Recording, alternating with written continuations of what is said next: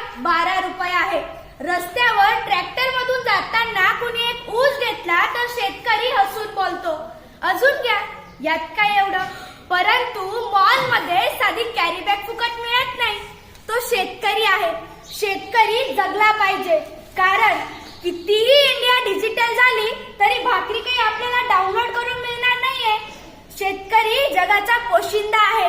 म्हणून मी चिखलोड येथील इयत्ता 9वीची विद्यार्थिनी कोमल रतन त्रिभुवन आपल्या समोर विषय मांडणार तो महाराष्ट्राचे आराध्य दैवत श्री छत्रपती शिवरायांच्या स्वराज्याला, बाबासाहेब आंबेडकर यांच्या राज्यघटनेला, महात्मा ज्योतिबा फुले यांच्या शैक्षणिक क्रांतीला, माता जिजाऊ, माता सावित्री, माता अहिल्या यांना त्रिवार अभिवादन करून येथे उपस्थित माझे शेतकरीचे बंधू आणि भगिनी, शिक्षक आणि सुईच्या टोकासारखं बारीक निरीक्षण करून दुधाचं दूध आणि पाणीचं पाणी करणारे परीक्षक, सर्वांना माझा मनपूर्वक नमस्कार.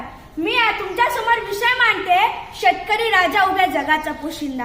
मित्रांनो, माझा बाप शेतकरी राजा उभ्या जगाचा जरी पोशिंदा असला तरी आज माझ्या बापावर काय परिस्थिती आली आहे ते तुमच्या समोर मांडते.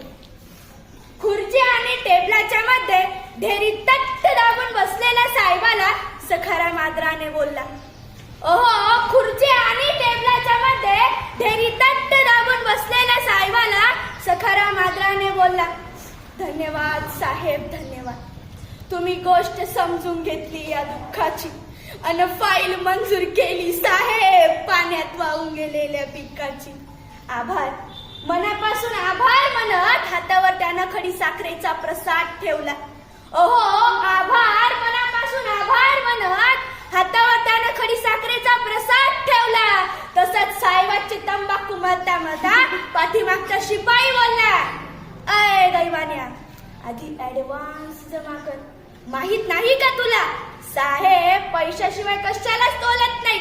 आणि खडी साखर उचल. सरांचा डाएट चालू, त्यात गोड खाल्लेलं चालत नाही. 4 दाणे खडी साखरनं चालणाऱ्या डाएट मध्ये टेबला खालच्या नोटा खाणं बसल का आणि फुल्ल झालेल्या डेअरी मध्ये अजून खायची ताकद असल का, हा मनातला प्रश्न सखारामनं मनातल्या मनात घेऊला. फाईल मंजुरीत खिशातून 5,000 गेले.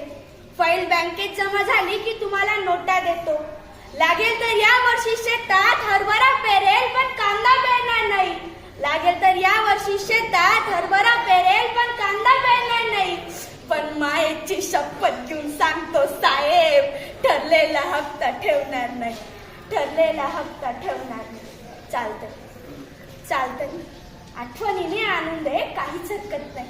महोदय म्हणे चालतंय चालतंय, आठवणीने आणून दे, काहीच हरकत नाही.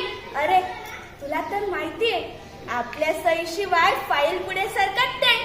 तुला तर माहितीये आपल्या सहीशिवाय फाईल पुढे सरकत नाही. साहेबांच्या तंबाखूसाठी मळलेला हात शिपायानं पटकन झटकला.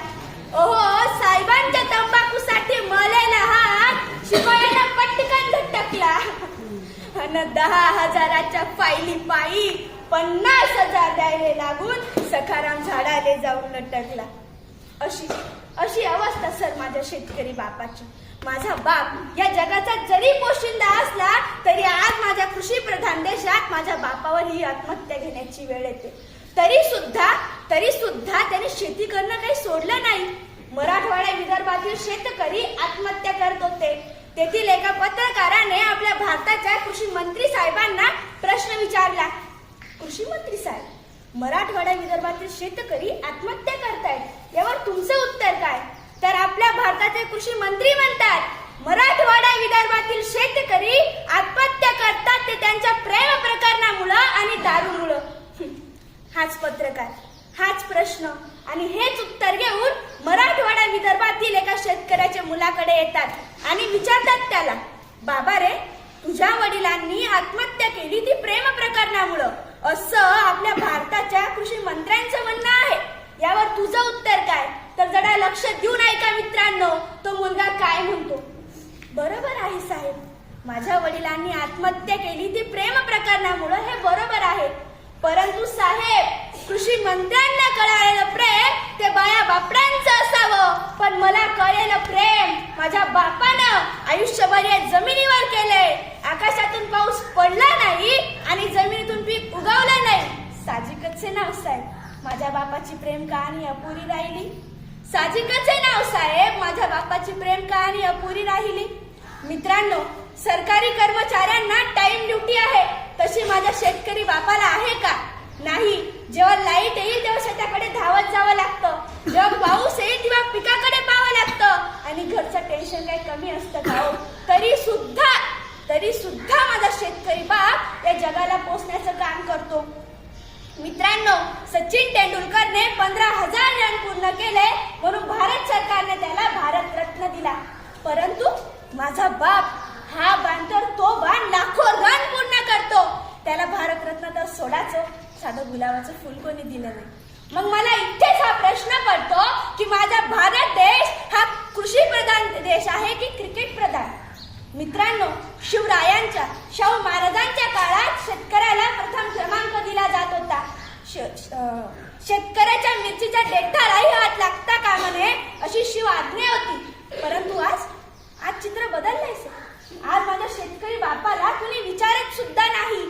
सर, कांदा लागणीपासून, कांदा निघणीपासून, कांदा खांडून ट्रॅक्टर भरून मार्केटला जाऊन भाव व वजन कळेपर्यंत माझ्या बापाच्या मनात एक भीती असते. मी आणि माझ्या परिवारानं केलेल्या कष्टाचं चीज होईल का? मी आणि माझ्या परिवारानं केलेल्या कष्टाचं चीज होईल का? आणि आता तर कांद्यावरच निर्यात बंदी आली सर, कांद्यावरच निर्यात बंदी आली. जाता जाता पुन्हा एकदा हेच सांगते, कितीही इंडिया डिजिटल झाली